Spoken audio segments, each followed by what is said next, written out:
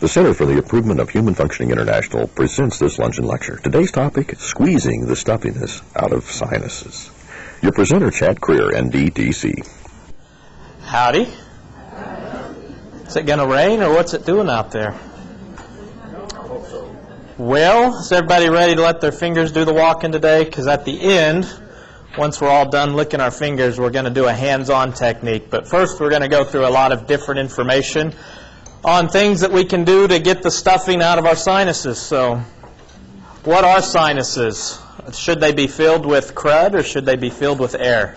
So your sinuses should be filled with air. A lot of ours aren't, but they are basically air-filled cavities found throughout our head. We have a bunch of different sinuses, and so if you can remember, towards the end we'll have another question, but we've got frontal sinuses. How many on each side? One on each side. So we've got two frontal sinuses. We've got ethmoid sinuses, one on each side. Some people say maybe two on each side. We've got sphenoid sinuses, one on each side, and we've got maxillary sinuses. So I'll let you add those up. Well, what is sinusitis? If sinuses are the air-filled cavities, then sinusitis, itis equals inflammation, so sinusitis is inflammation of those air-filled cavities. When we look at what happens after things become inflamed, generally inflammation equals swelling. When an air-filled cavity becomes swollen, it becomes harder for things to drain out of those cavities. Once it becomes hard for things to drain, you can start to get an accumulation of things in those areas. And generally what we're talking about is an accumulation of the nasty pus, the nasty things. So sinusitis, you get inflammation, you get swelling, you decrease your drainage. Pretty soon you've got an accumulation of pus. Well, what organ's health is pretty much dependent on the health of our sinuses? It starts with an L. The lungs. So if you think of the sinuses as, if we equate it as a football team and the lungs are the quarterback and the sinuses are our offensive linemen, it's the sinus's job to really filter all that good air that's coming our way before it's passed on to the lungs. If the sinuses aren't doing their job, then our lungs may eventually have problems. So a lot of the times, people who have sinus problems, they're going to be more prone to getting bronchitis, asthma, pneumonia. We get the pneumonia once a year at least, people with recurrent sinus infections. And it's because the sinuses are supposed to protect the lungs. When the sinuses aren't doing their job, then the lungs are going to suffer as a result of that. So, three main duties that the sinuses have. Who can tell me? If you've been to one of these lectures before, we talk about the sinuses. They have three main duties. Who can guess the first one? They're filters, so they're little air filters. All that air that comes in should go to our sinuses before it goes to our lungs so that we filter it out. Now, if you breathe through your mouth, do your sinuses do a lot of filtering? So how should we breathe? So breathing through the nose sends the air to the sinuses filter that air, then it can go to our lungs, so we get nice clean air in our lungs. What's another job that the sinuses have? They're temperature regulators. If you're breathing in cold air, they can warm it up. If you breathe in hot air, they can cool it down, so they regulate the temperature of the air. Another thing that they do is humidify, so they can take dry air and moisten it. So they're really looking out for our lungs by filtering, regulating that temperature of that air, working as humidifiers, making sure that that air that comes in and goes to our lungs is safe. They're workaholics because they're working constantly. They're constantly filtering, humidifying, and regulating temperatures like a thermostat at your home would be. How many times a day do we breathe? Pretty much always, yeah, constantly. So hopefully 24 hours a day. Good answer. I like the way you think.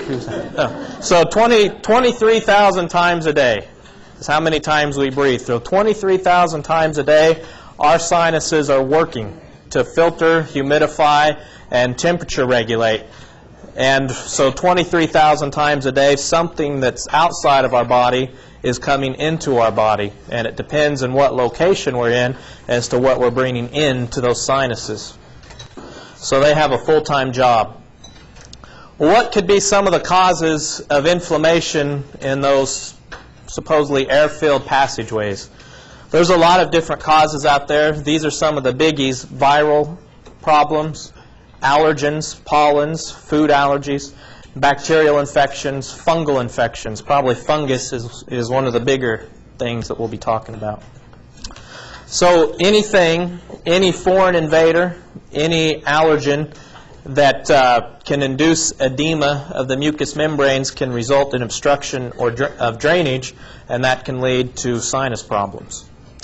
The problem is, once we get something inflamed, if we get our sinus tissues inflamed and then they become swollen and then they don't drain well, we create a soup. So we get soupy sinuses. And little critters love to live off the soup that we make in our sinuses. So once you create the soup, those little critters like to set up shop, and then that leads to infection. We know that based on studies that a lot of the times sinus infections are not bacterial, so antibiotics are not going to be all that helpful. They a lot of the times are viral and even fungal. So fungus tends to be a big problem. In 96% of these cases, these people who had chronic sinusitis, they found that it was of a fungal origin. So antibiotics are not going to attack the fungus. You need antifungals in that case. We're going to put you in charge here today a little bit and ask you guys some questions.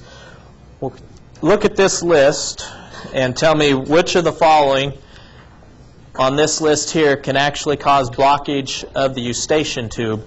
And the eustachian tube's the tube that drains your ears into the throat. Yeah, all of them. All of those can be chemical irritants, and any type of irritant can cause inflammation. Any kind of inflammation can create swelling. Any type of swelling where it creates blockage of the drainage. So when we're talking about sinuses, we want to make sure that everything's draining: your sinuses, your ears, your throat, your lymph system. So any blockage in one pathway can make it harder for other pathways to work well. So we want to make sure everything's open. Okay, which of the following can cause swelling or edema of the mucous membranes of the sinuses? Food allergies, food sensitivities, secondhand smoke, chronic use of decongestants that cause rebound swelling, yeast or fungus, all of the above. So all of those guys can cause irritation or swelling and decrease drainage. When we look at your food allergies, one of the things that happens is if we have poor or sluggish digestion, we don't break down our food well, and our food normally should be broken down into small particles. It can just sit there, and instead of being in small particles, it's in these big, huge chunks. Those things can become fermented and basically release all kinds of toxic byproducts. Those toxic byproducts irritate the lining of our GI tract. Once our intestinal cell lining becomes irritated, we can actually start to leak large food particles into those cells and then into the bloodstream. Our immune system reacts to that by creating immune complexes. Basically, our body says, hey, those food particles don't belong here. I think I'll make an immune reaction to it. Those immune complexes are formed, and they can travel in the bloodstream throughout the body. The problem is if they travel through our bloodstream up into our head, they create an those immune complexes can again trigger another allergic response, and then we get swelling somewhere. So that can happen in the joints, the GI tract, happens in the head, the sinuses. So eating foods that your body doesn't like can be a big factor in sinus problems. Okay, N-acetylcysteine has an affinity for the mucous membranes both as an antioxidant, means it fights oxidation, inflammation, and as a mucolytic, that means it breaks up mucus production. Is that true or false? Okay, where did they used to use N-acetylcysteine a lot? Anybody remember or hear about it?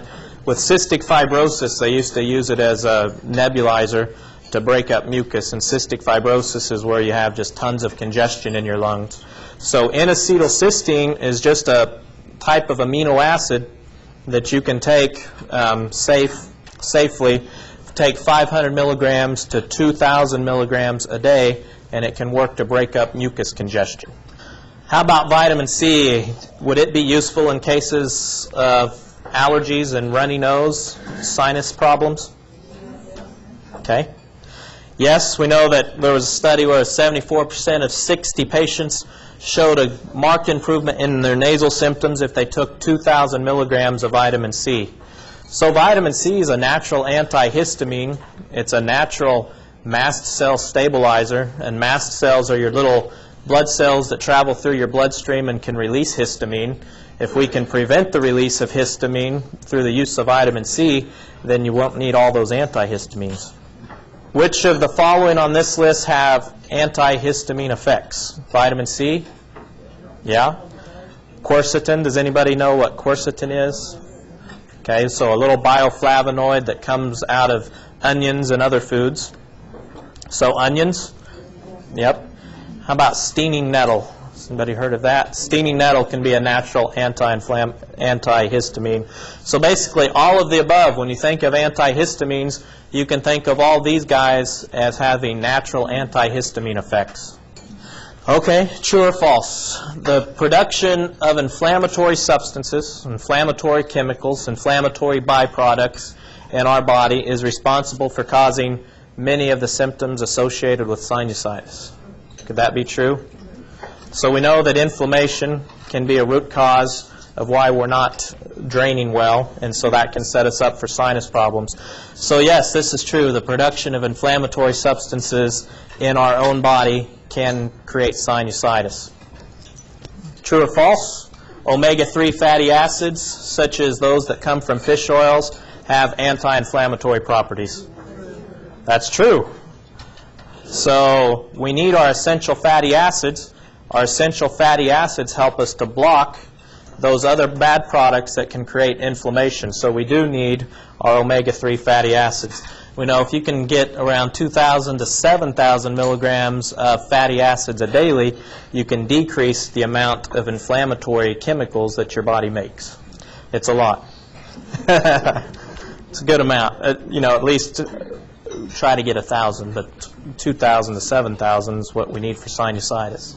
This is a little diagram of your cells. These guys here represent the fatty layer of your cell membrane. And then these represent the fats that can make up this fatty layer of your cell membrane. We know that the good guys, the omega-3 fats and this particular omega-6 fat, when they're taken in and utilized in your cells, they make a particular anti-inflammatory chemical, an anti-inflammatory prostaglandin. And so the particular chemical that these little fats make is anti-inflammatory and can decrease inflammation in your body. Over here, there's an omega-6 fat called GLA, and it comes from the borage oil, blackcurrant seed oil, evening primrose oil. That's the foods that it's found in highest concentrations. It also makes an anti-inflammatory chemical in the body, and so it's anti-inflammatory. These guys, these omega-3 oils, like that come from fish oil, and the GLA, the omega-6, all of these guys are working to constantly make anti-inflammatory chemicals so that they can decrease inflammation in your body. There's another guy up here, arachidonic acid, and he's found in your cell membranes also. He's mostly from animal products. So when you eat animal foods, especially corn-fed animals, they're high in arachidonic acid, and those things create inflammation. So if you're high in this particular fat, you're making a lot of inflammatory chemicals, and so that's animal products. If you're high in these fats, you're making a lot of anti-inflammatory chemicals. We want to hit a balance. You need all of these fats in your body, but we want to have a balance between those. Okay. Keep going. What's the name of the 5-carbon sugar that enhances the antimicrobial defense of the airway systems? It should be, is it glucose, fructose, or xylitol? Xylitol. So xylitol is a good little sugar that you can use to sweeten foods, and it actually has beneficial properties. So a lot of times you'll see them make gum out of xylitol. Those are good chewing gums because they're natural antibacterials. They prevent tooth decay. Okay, what's the name of the enzyme that you can find in pineapples that has a natural anti-inflammatory effect and is used a lot with sinusitis? Okay, bromelain. Bromelain, that's the anti-inflammatory enzyme. So bromelain can actually block the mobilization of that very inflammatory fat, arachidonic acid. It's when those fats are released from those cell membranes that they go on to create their inflammatory products. Bromelain can block that release of arachidonic acid from the cell membrane, thereby decreasing inflammation. So on bromelain, it's best to take that 500 milligrams 3 times per day in between your meals, because it is a protein structure. If you take it with food, it may not be absorbed as well. Which bioflavonoid can stabilize the mast cells? And those are the cells in your bloodstream that can release histamine, and out in your tissues that can release histamine. We want to stabilize those cells so that they don't release histamine. Would it be ephedra, mentha, or quercetin?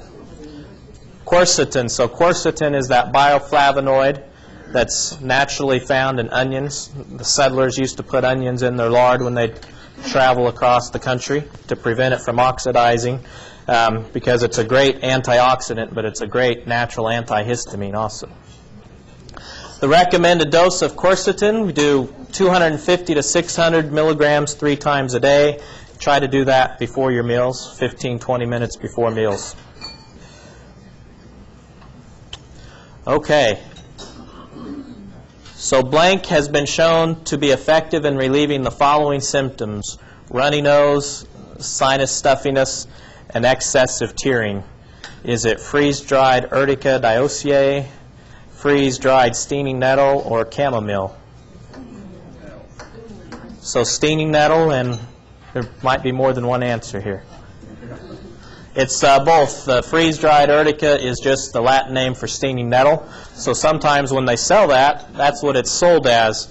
And so if you see urtica out there, it's the same thing as stinging nettle, and sometimes that's how they list it. Well, why would you want to use something that stings you to treat sinusitis? Has anybody ever got out in the wilderness and got into those patches of stinging nettle? And what happens to you when you hit it? Stings. Why does it sting? Does it have chemicals in it maybe?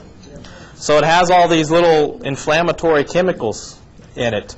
And we can dilute those inflammatory chemicals down. You can get an extract of nettle that's somewhat diluted down, and it's got all these little inflammatory chemicals in it. And so we think that when you take stinging nettle orally, it acts as what's called an autocoid, or a local hormone, that somehow modulates your immune response to these inflammatory chemicals. So we can give you a small amount of histamine, serotonin, acetylcholine, all these things that can be somewhat inflammatory.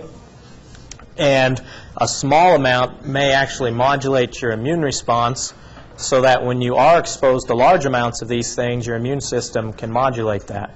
So it seems to be modulating. And again, 300 milligrams per day. Okay, who's heard of the Naso-Sympatico? Okay.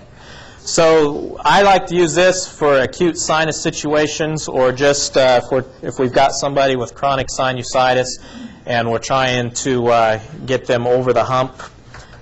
If you can do 6 to 8 sessions of Naso-Sympatico treatment, it can be very beneficial. So what this is we utilize essential oils, thyme, eucalyptus, peppermint, and lavender, a diluted dose of these essential oils. We take cotton tip applicators, and we dip those into the essential oils, and then we apply those cotton tip applicators into the meatus of each nose, of each passageway. So you have 3 openings in each nostril, and so we try to apply 3 nasal applicators into each nostril with these essential oils there. After that, if you do this in office, then you can use a diathermy unit over the top of the sinuses.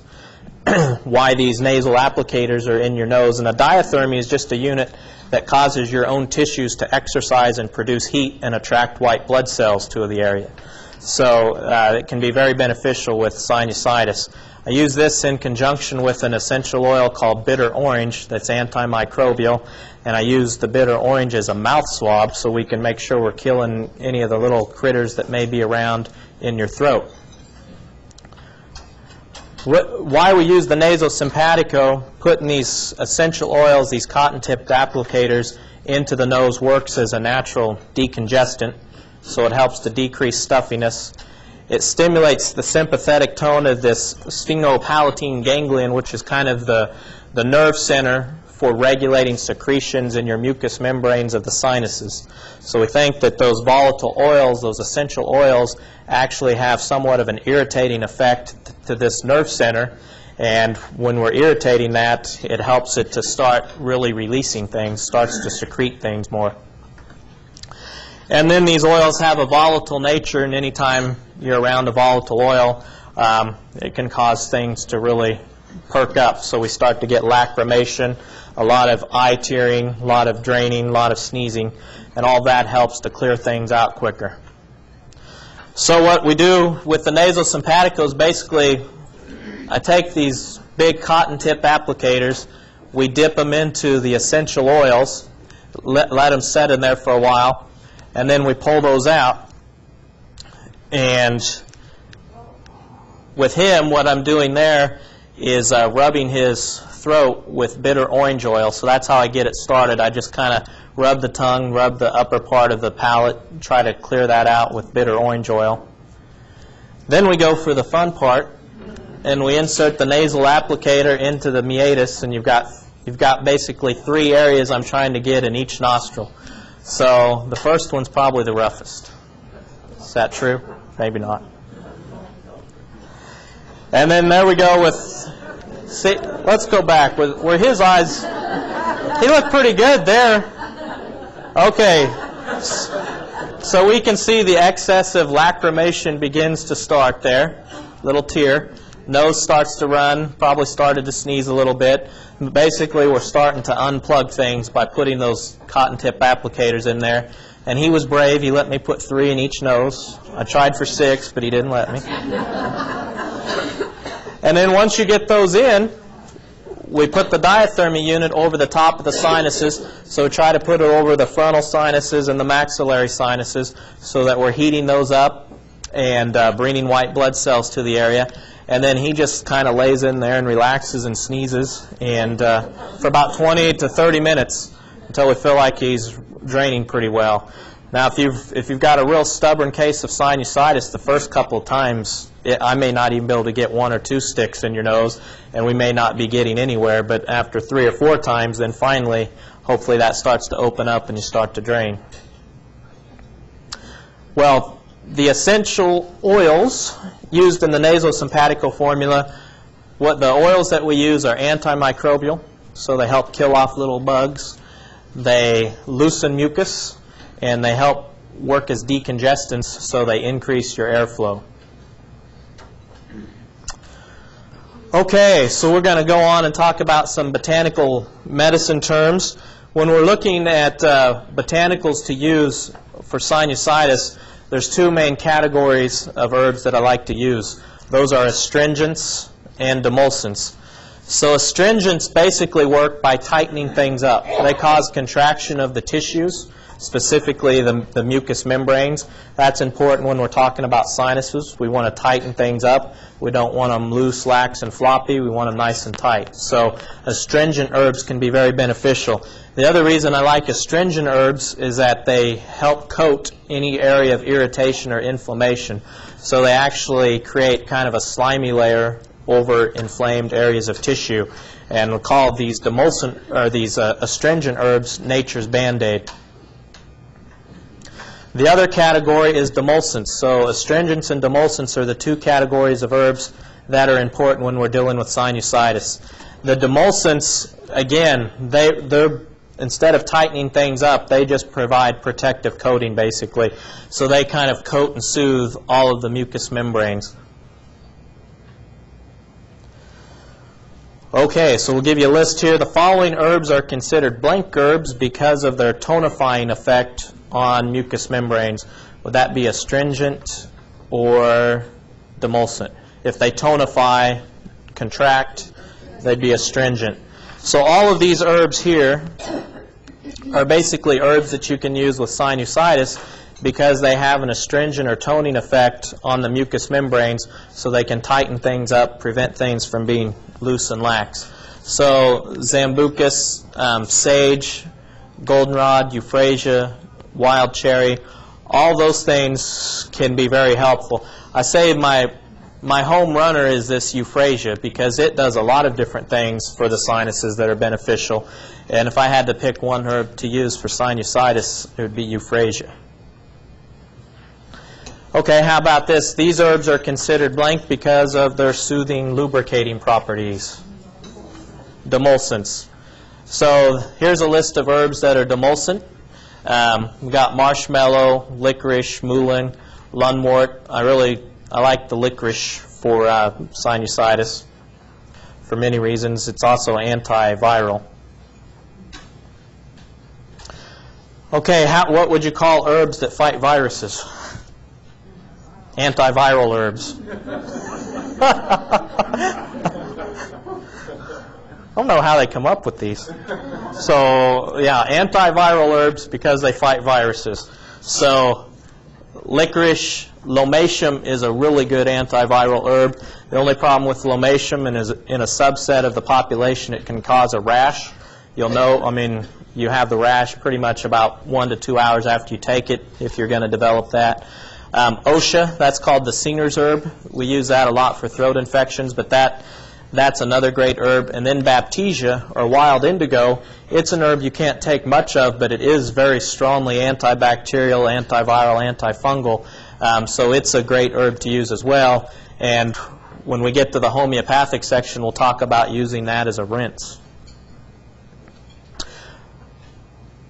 So which of these guys on this list have antibacterial properties? Basically all of them there. So you can choose any of those herbs, and all of those work as natural antibacterials. So clove, echinacea, garlic, myrrh, Oregon grape, golden seal, the Baptisia, wild indigo, all of those herbs have antibacterial properties. So if the critters set up shop in our sinuses and we think that it's a bacterial infection, these herbs can be useful.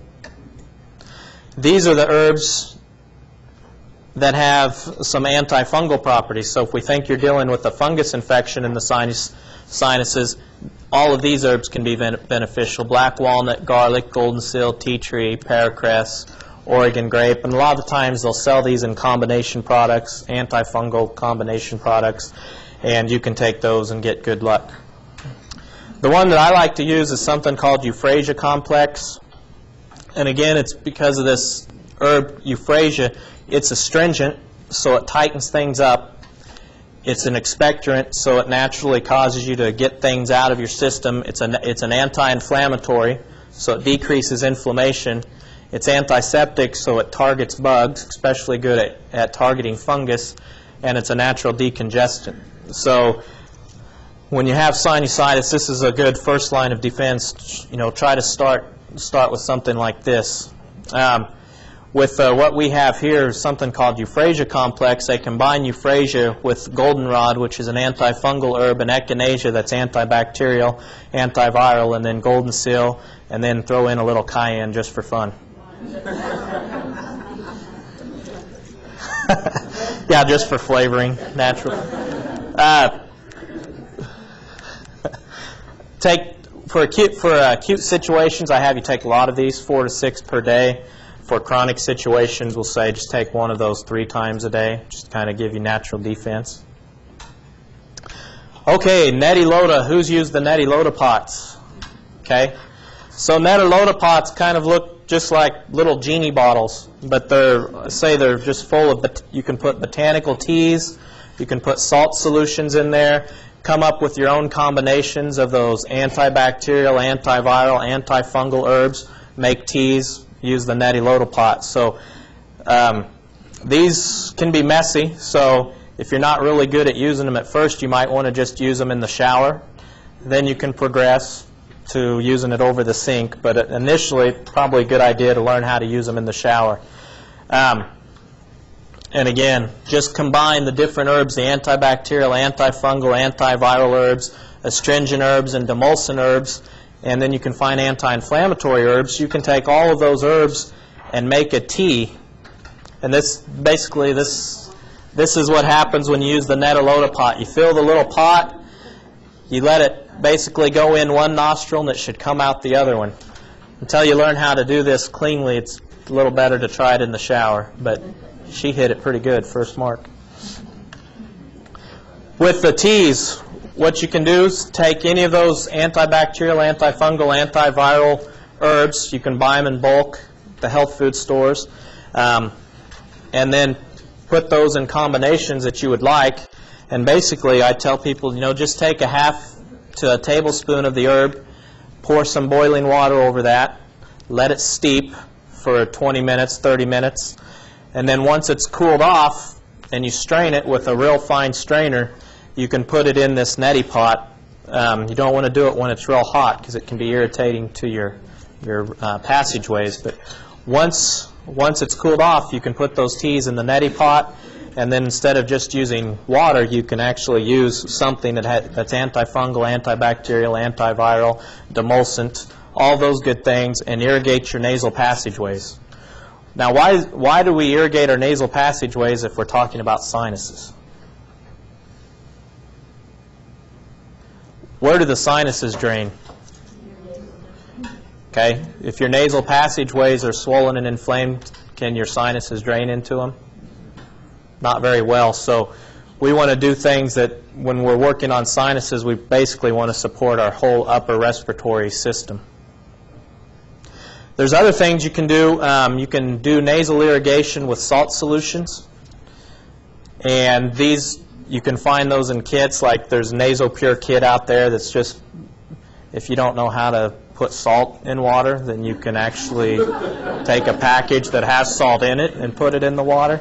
So, and then you can use these things in Neti pots. A lot of the times if you add a little baking soda, it will decrease some of the kick that just pure salt solution will have. And adding baking soda actually is a natural antihistamine also. So when you use these salt solutions, basically what it's doing is these are hypertonic solutions, and little critters don't like hypertonic solutions. They like more isotonic solutions. But it helps to break up all the little mucus secretions in the nasal passageways. It helps clear out any allergens that have been in contact with your nasal passageways. It helps decrease histamine release, and it can actually decrease histamine concentrations up to 6 hours after you do the nasal wash. So you might want to, if you have chronic allergies, chronic sinus problems, this may be something you want to do about every 6 hours. And again, you can buy the kits out there, or you can get salt. And basically what they're using is a 1/4 teaspoon of salt and putting it in the Neti pot and then doing the rinse. They have, if you don't like the Neti pot, if you don't like the genie bottle in your nose, you can do they make little plastic bottles that you can just squeeze up in there. They've got some that have plastic tubing that are real convenient and that have seals on them. So whatever you want to do, it's out there. But doing those nasal saline rinses can be very beneficial. Know that the stronger the salt solution, the better.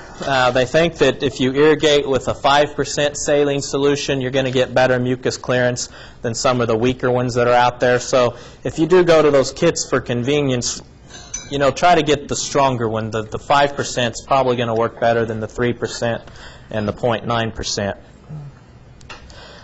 I think it's probably best if you combine these therapies, do the Naso-Sympatico, do the Neti pot with the teas, and then do the Neti pot with the salt, or put the salt in with the Botanicals, and then you get more bang for your buck. Okay, we're going to talk about we looked at some of the nutritional factors with sinusitis. We looked at some of the botanicals with sinusitis. Now we're going to look at some of the homeopathics with sinusitis. Who's used homeopathy before? So homeopathy is based on the principle that like cures like. So if we were to take one of these remedies in strong dosages, it may cause these symptoms. If we were to take antimonium tardicum in a large dose in a healthy person, it may actually make you feel like you have a cough and a lot of mucus. If we were to give it in small dilute doses, we work on the principle of like cures like, then it can actually help take away those disturbances. So with homeopathy, one of the big ones for sinusitis is antimonium. And it's good for sinusitis that's got chronic coughs associated with it. And a lot of stubborn mucus where you just feel really plugged and you can't get things drained. So with homeopathy, what we look at is specific symptoms. We can say, yes, you have sinusitis, but some people with sinusitis get a pain in their right lower lobe of their right ear. So we could look that up and find the particular remedy for you. Some people with sinusitis have headaches, some people don't. Homeopathy, what we're looking at is a symptom picture that will fit with the individual. Kali bicarb, this is a good remedy to use when people say, I'm just pulling snot out in ropes. It's coming out. Little kids with strings dripping down them, licking it off. Those are the kids that probably need Kali bicarb. It's just, I've got a neighbor kid in mind that I might. Spongia. This is a remedy to use when things are just dry and tight, and you just have these bursting headaches. You feel like your head's going to explode because it's so tight. It's not. You've got mucus irritation, but it's not this full thick drainage. You're just tight and dry. Mercurius. This is one of I say, people who kind of dress sloppy. They're always in a hurry. If you go into their office, their desk is just a mess. These would be that would be kind of a general for mercury, but the mercurius, as far as sinusitis, it's when they have pain in the front and the back of their head. But if they're having sinusitis and then pain in the front and the back of their head and they're a real messy person, this is probably the remedy for them. Why is he laughing? Hydrastis, this again is kind of like the Kali bicarb. Again, they're going to have the thick, ropey mucus. And then pulsatilla, it's a good one for kids and some adults. Just have these colds that linger and linger and linger, and you think they're never going to get over it, and they're whining up to I need this, I need that. They become real whiny, it just lingers and lingers, and then they have these burning tears. Their eyes will be watering, but when they water, it's a burning type of tear. Those are the type that pulsatilla can be very effective with. My daughters, when they were young, they would always develop this type of conjunctivitis, an allergic type of conjunctivitis, but their tears would run out of their eyes and they would say, it's burning, it's burning, it's burning. And you check, it wasn't bacterial. We used pulsatilla with them, and it just did once I discovered that, it was a huge benefit. Sanguinaria, this again is one where they have headaches, like an earache, like a type of earache you had when you were a kid, one of those where you just want to scream and kick. It's a roaring headache associated with the sinusitis. That can be a good remedy for those types of things. Okay, so another thing that you can do with homeopathy is use homeopathy in a sinus cleanser. So there's a sinus cleanser formula that actually uses wild indigo, which is Baptisia, which is a good antiviral, antifungal, antibacterial herb. In this case, they're giving it to you in a homeopathic dose.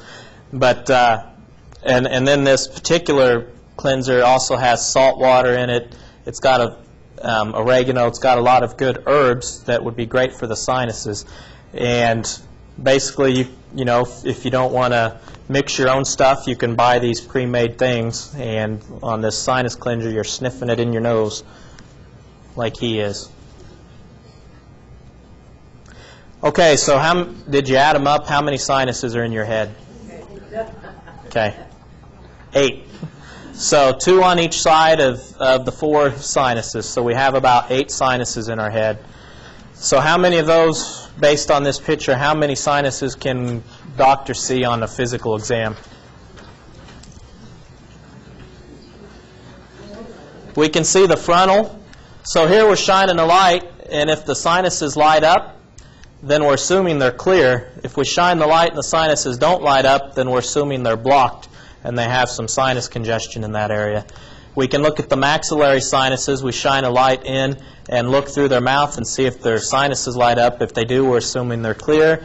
If they don't, we assume they're blocked. But yeah, on exam, we can see 4 sinuses. That's why sometimes it's you need MRIs or X-rays to look at the other sinuses when we think you have a case of sinusitis. Well, how do our sinuses drain into our throat? They drain through little ducts, and those little ducts are about the size of the end of a pencil lead, so pretty small. So those ducts can become easily blocked, and once those little passageways that are very tiny become blocked, it's going to be very hard to drain things. So any sort of inflammation, irritation, swelling in those ducts is going to create blockage. Once those ducts are blocked, things just can't drain well. When we look, basically all the sinuses, your frontal sinuses, your maxillary sinuses, your sphenoid sinuses, and ethmoid sinuses, all drain into your nose.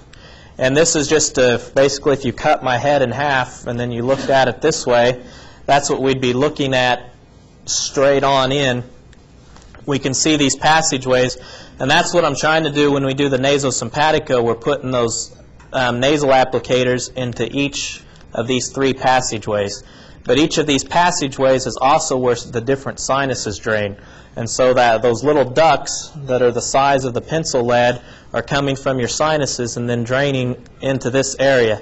So any swelling in these turbinates can create problems with drainage. So if you have problems in the duct, inflammation of the duct, you're going to block your drainage. And if you have problems or swelling in these turbinates in the nose, you're going to decrease your drainage. We can see what happens when those things swell up. There's very little room left in there, and basically when her turbinates are swollen, she's not going to be able to drain her sinuses very well. And people with allergies, that's why they're prone to sinusitis, because they get the allergic irritation, blocks drainage. Well, what's another route of drainage for getting fluids out of our head? That's our lacrimal gland found in our eye, and it's got to drain down through our nose and dump into our throat. So basically, all those tears that you make, they run out here and go down your duct, and that duct's very tiny also. Any inflammation in that, and you can create blockage and swelling. Then we've got our lymph system as far as routes of drainage. All of these little lymph nodes that are found in our head, our cheeks, chin, all those have to drain down into our neck, and eventually everything's really trying to dump right in here in our chest. So if we have blockage, if we have tight muscles that aren't allowing our lymph to really flow down, that can be a problem. If we have some sort of inflammation in the joint that creates irritation in the muscle, that can decrease our lymph flow down. And when these muscles get tight, they block the lymph flow. If the lymph gets backed up, it blocks your sinuses. So all these things are connected. So we want to try to work on all of them to help with sinusitis. We can see that the left side of the body, this side here, basically the whole left side drains right up into here. And then the right lower side of the body drains right up into here. So if you have a left shoulder injury, a left pec injury, left back injury up here, left neck injury, it puts you at a great deal of risk for not being able to drain your lymph system. So that's why it's important when you do have those types of injuries that you work on getting those repaired, especially on the left side. The left side's more of a dangerous injury than the right side. Now the right side, it's draining only your right arm and the right upper half of your body. So, but it's still important that we work on it. But the main drainage routes are right up in here in the chest. Okay. Well, how about the ducts? How were we invented here? Where's the drainage for our maxillary sinuses? Is it on the bottom or the top of our maxillary sinus? Our little maxillary sinus is set in here in our cheeks, kind of like this, and then they have to drain into our throat. So logically, where would the drainage port be? On the bottom. No, it's on the top. Logic doesn't prevail here. So that's why things can get set up pretty easily in those maxillary sinuses. How many of us hang upside down on a regular basis? When you have sinusitis, it's not a bad idea because your ducts are on the top, your drainage ports are actually on the top, and then they have to go back around and to dump into our throat. So getting those maxillary sinuses drained can be tricky. And that's why we want to do a technique where we can actually help our sinuses drain, because those little guys need all the help they can get since gravity is working against us in this case. It's not very easy to get things to drain up. So we're going to go through a kind of a hands-on technique where we can, at home, work on helping our sinuses drain. So is everybody done eating? This sometimes probably works better with a partner, but we're just going to do it on ourselves for now. So if you have glasses, I tell you to take your glasses off so we don't smash those. And what we're going to do is take this part of our hand and bend our head backwards and just apply pressure to our frontal bone up here. And we're going to apply that pressure for 15 seconds. So everybody can do that. We'll count to 15. 1, 2, 3, 4, 5, 6, 7, 8, 9, 10, 11, 12, 13. And before you release, just slowly release your hands off of your forehead after applying pressure. And that can help create somewhat of a vacuum. Okay, that's part one. Then we're going to take our hands with our fingertips, and we're going to start in the middle of our forehead, and we're going to strip our muscles from the inside to the outside. And we're going to do that about 6 times. And the harder you can push, the better. Okay? Then we're going to find some pressure points, and we're going to apply pressure to the inner upper part of our orbit bone, right inside of our eyes here. You should feel a big bony structure there. And I'm just going to push straight up towards the ceiling.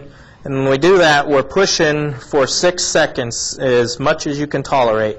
So 1, 2, 3, 4, 5, 6. Then slowly release. Every time you apply pressure to your face, just slowly release that. Then we're going to apply pressure to the upper bridge of our nose. Has anybody learned CPR before? This is kind of what we're going to do with our thumb and our index finger on the upper bridge of our nose here. We're just going to pump on that, kind of like CPR move. We're doing that 8 times. Nice and hard. That gets those nasal passageways open. Then we're going to apply pressure to the lower part of our eye. So right where our hands just were, we just drop off. You can kind of feel a little divot in there. And we're going to apply pressure there for 6 to 8 seconds. 1, 2, 3, 4, 5, 6. Okay. How does your head feel so far? We're going to do the same. We're going to do something. We're going to apply pressure like we did earlier. But then we're going to also apply pressure over our cheekbone. So on this, it might work better if you lean into the table, kind of put your elbows on the table and lean over and apply pressure to your frontal bone on your head and then over your cheekbone. And we're going to do that for 10 seconds. And then once we do that, we'll switch. Go to the opposite frontal bone on your head and the opposite cheekbone, and then apply pressure for 10 seconds. 1, 2, 3, 4, 5, 6, 7, 8, 9, 10. Okay. Then we're going to rub our fingers down the sides of our nose. We'll do that 10 times. So you start up here at the top, and you're just going down like this, as hard as you can and kind of quick. Especially if you're a Cali bicarb homeopathy person, you want to flick your mucus.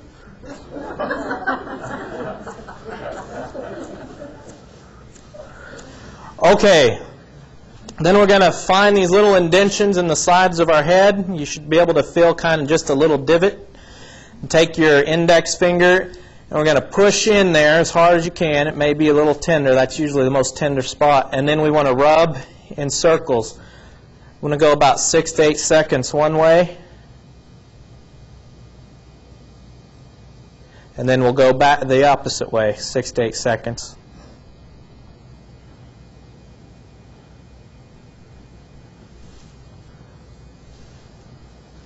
Okay? Then we're going to come out here, follow the outer lining of your upper lip, all the way out here to the little indentation spots where your lip meets your top of your teeth here. And we're just going to push in on that. We're going to push for 6 seconds. 1, 2, 3, 4, 5, 6. Then we're going to rub our chin. So chinny chin chin here. You can use your thumbs, you can use your fingers, whatever you want to do. All we want to do is start at the tip of our chin and work our way down our neck towards our chest. And we're going to kind of act like a choo-choo train motion, rubbing it in circles all the way down. So we'll start here, just kind of work in circles, rubbing on all the way down. We'll do that a few times.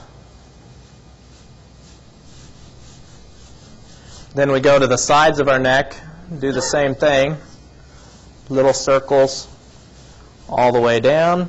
Then you can go to the back of your neck, and then little circles all the way down. And you can do that about 3 times for each area. And then we're going to find our collarbone, that big bone right up here, and go right to the middle of it, and then we're going to drop off about a finger's width. And you should push in. It'd probably be a little tender on most people if you push in right there. We want to just rub that area for about 10 seconds. That's where all that lymph fluid is dumping. And we want to stimulate it to open up.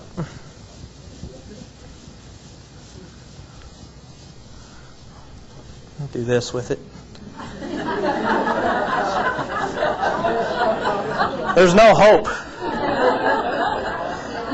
Okay, we're going to do the thoracic pump next. That's where what we're trying to do with this is create a vacuum force. If we're stuffy up here, everything's trying to drain towards our chest, so we want to help it drain. So what we're trying to do with this is create somewhat of a vacuum force. And we're applying one hand to our rib cage, and we're going to start at the top of the rib cage and then eventually just kind of work on down throughout the rib cage. Anybody ever do this when they were a kid? That's how we want to start, with our hands to our side, right like this. And then as we bring our arm away, we're going to pull this way with this hand and bring our arm away the other way. So I'm pulling here as I bring my arm away. Then pull, and you work up and down your rib cage. So start at the top. Work towards the bottom. Let everybody sniff your hand and switch. Okay, go again.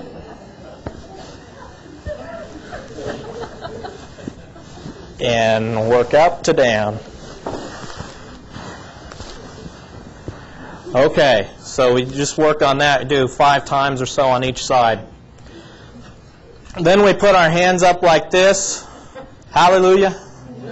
Okay, what we're going to do is with one hand, we're going to keep it up. The other hand's going to squeeze at our wrist.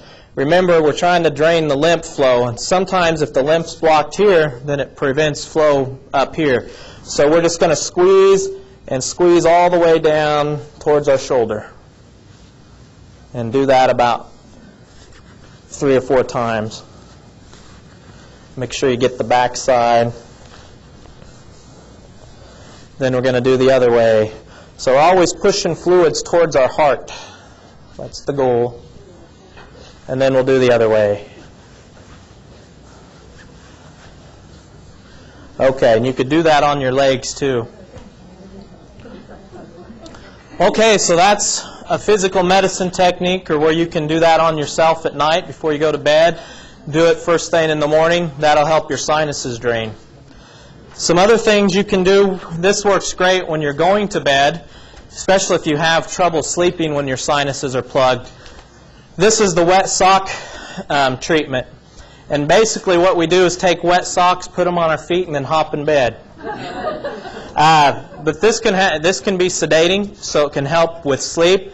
But the main reason we're doing that is when we put something cold on the bottom of our body, it has a drawing effect. So our body wants to warm that up, so we're going to naturally draw fluids towards the bottom of our feet.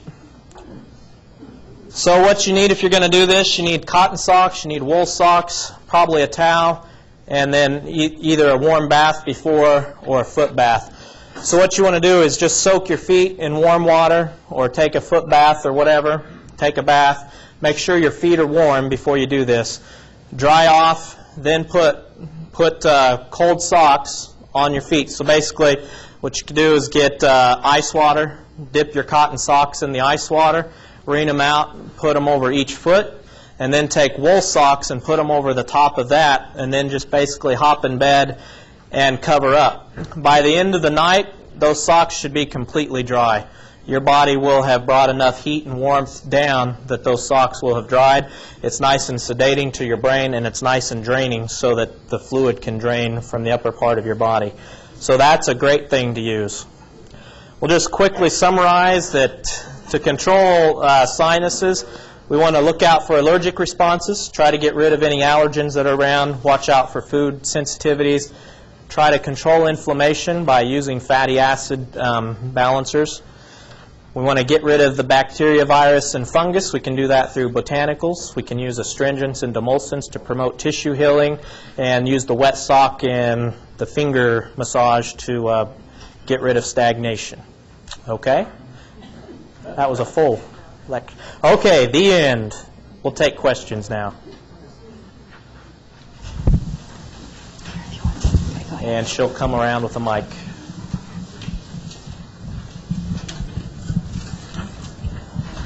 Yes, ma'am. I have a question about the wet sock. Yeah. Will that help for sleeping in general? Yeah, it can be a good sedating method for helping with sleep in general. Yep, the wet sock. Over here. I have a question. When you started out, you said breathe through your nose. If anybody's like the people I know, when you're sleeping, you breathe through your mouth, and that's probably the most time when you should be breathing through your nose. Yeah, you should be breathing through your nose. Is there any way you can help encourage not to be a mouth breather and be a nose breather at night? Is there anything you can do? You know, a good invention was that came out many years ago was duct tape. They make nasal guards that you can put over your nose that open your nose, and so that's one. But one of the problem, people are breathing through their mouth because they're all plugged up here.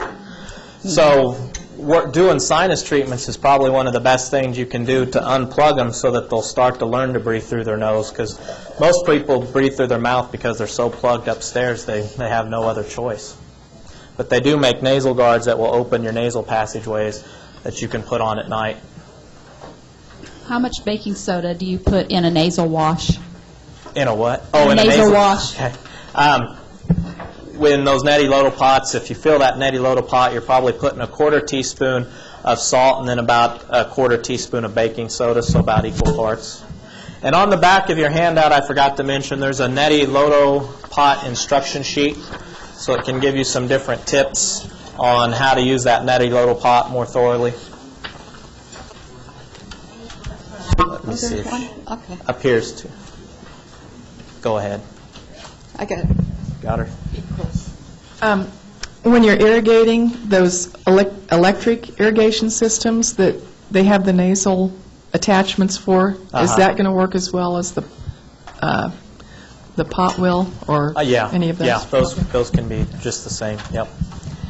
I have a question about the acid that the pineapple has. That enzyme. Yep. So would it be a good idea when you're eating red meat, those times that you have to eat pineapple? Yeah, it can break down protein structures, so pineapple's good.